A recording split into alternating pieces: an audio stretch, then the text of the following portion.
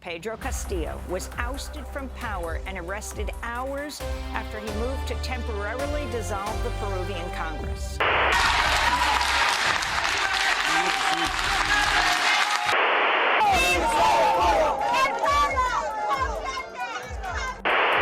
Last year, he defeated Keiko Fujimori, the daughter of Peru's former dictator Alberto Fujimori.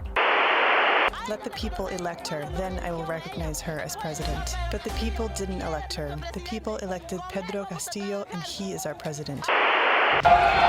This week has been a politically dramatic week in Peru. There's a lot going on in the city right now, and we are in the Centro of Lima.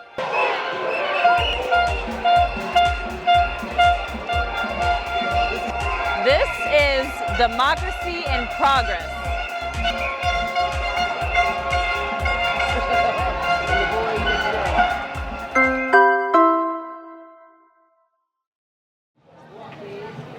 The streets of Peru remain calm and orderly despite the past 24 hours of political upheaval.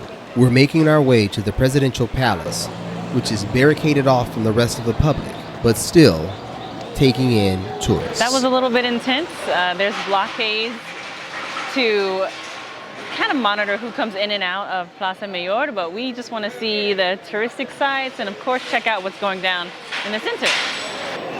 Today we are down in the principal plaza of Lima, Peru, guys. We are at Plaza Mayor. This is where all the government buildings are at in this city, in Centro. This is also where the action happened for us yesterday, where the now former president Pedro Castillo was ousted and was arrested for some things that we will talk about, some alleged things.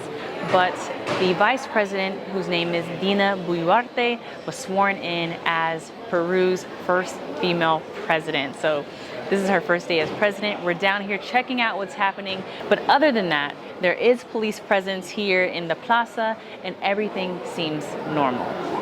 So we're from Estados Unidos, Michigan, and Florida. Okay, can I ask you a question? Okay. We went to Plaza San Martin. San Martin. Okay, the corner is Girón de la Unión. We went.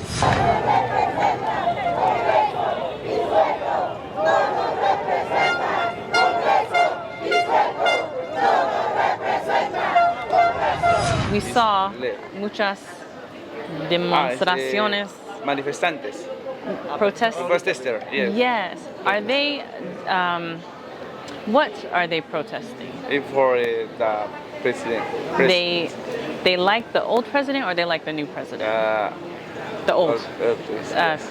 Pedro Castillo. Pedro Castillo, yes. Oh, they want, okay, Pedro Castillo. Ex-president. Thank you. Isaac. Isaac. Okay. Isaac, that's a biblical name. Sí. Isaac. Mucho gusto. Gracias. Bye. Bye. On December 7th, former President Pedro Castillo was impeached. But this wasn't the first time something like this happened. He has survived 2 other impeachment attempts before. One for illicit financing of a governing body, and the other for what Congress calls permanent moral incapacity. Moral incapacity. My man was accused of not having no scruples. I thought that was politics. All jokes aside, the Congress has used this term half a dozen times to upseat different presidents, and they tried it with this one as well. But this time, the impeachment was successful. He was ultimately impeached because of allegations brought up about leading a criminal organization. But not only that, shortly after his impeachment, he was actually arrested due to crimes of rebellion and conspiracy for breaking constitutional order. And by breaking constitutional order, they're talking about earlier in the day when Pedro Castillo attempted to bypass processes of laws to dissolve Congress. That was his entire campaign that he ran on, dissolving the current constitution and starting a new one, creating a new one where there's a more even distribution of wealth here in Peru.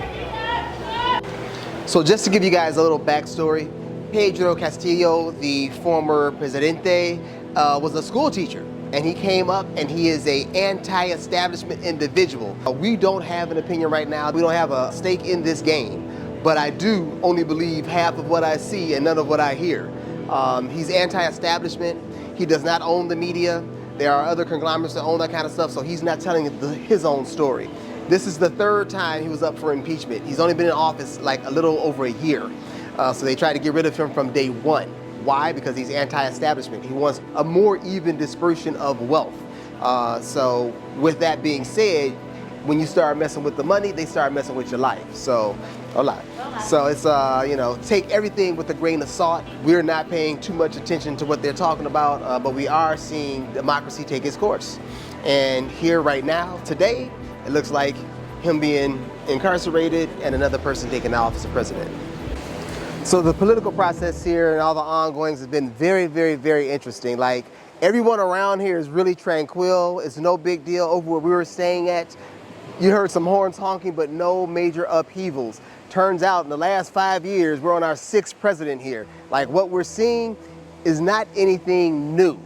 So the moral of the story is... know the political situation of the country you're going to. Facts. Y'all, I don't know if it's bad luck, good luck, or luck of the draw, but for the past 5 countries we done went through, they've all had serious political situations going on. Our timing has been a bit off, okay? We either entered a country just after something happened, right before something happened, or as something was happening. And it's interesting, you know, I don't think our timing is off, y'all. The world is changing. The world as we know it is changing. Hit us in the comments if your country is going through something right now, you know what I mean? Let us know. But there is massive upheaval across the planet. Shoot, USA too, you know. Oh, for sure. No exemptions. Hey, no glass houses. I ain't throwing no bricks nowhere. I'm just saying, the world is changing, man. Y'all lived through COVID. We lived through COVID.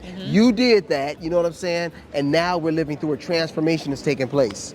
So we try to look up political situations before we go, and we don't look just from one source either. Not really wise to do, because everybody has an opinion, right? Now, for us, it's been about a week since we've been here, and this popped off. You know, sometimes you just can't. Nothing was popping prepare. here. Nothing was going on, and then we get here, and it just kind of boils over. But I will say that as soon as this happened, we got messages from our patrons. We got messages from family members checking in and asking, you know, what's going on, hoping that everything is safe. And what's really interesting is that where we are in the city, and some people that we just met, they're in Miraflores, we're hanging out in Barranco, it's almost as if nothing happened. You hear a couple of horns honking, people are eating their ice cream, eating their pizza, and we're on the streets, you guys. Y'all know how we do. We're kind of getting the feel of the air, so we're walking around the different neighborhoods, and there were no protests, there was nothing jumping off. Yeah, the only time we really saw something happening is coming down to the Plaza San Martin here. Even the main plaza, it's blocked off, but there are no protests happening here at the moment. Now I know yesterday, December 7th, there were things going down here, but in different parts of the city, it was calm and seemingly normal. I think you need to pay attention when you're looking at news about other countries in the country that you're in, because they have a stake in making you think that you're in the best place to be, all right? So there's always a tent put on it like, oh, it's madness in the streets of Peru. Look, we was chilling yesterday, walking around trying to find us some good pizza, right? Got us some good Chinese food. It is tranquil here. But that's not to say it's a good thing. I'm just saying, like, propaganda is real, and they will take the news sources in different countries, will take something that happens in another country and make it look 10 times, 20 times, 50 times worse than what it really is. Now, my man did actually get put out of office, but again, they have 5 more presidents right before him that also got put out of office in the last 6 years. It's crazy. It is. We just wanted to jump out here real fast to let you know that we're safe. And look, everything in our neck of the woods is tranquil. It seems as if everything is under control right now. So that's the news, how we see it out here in Peru. And we'll see you next time. Peace and love, y'all. Stay safe and stay informed.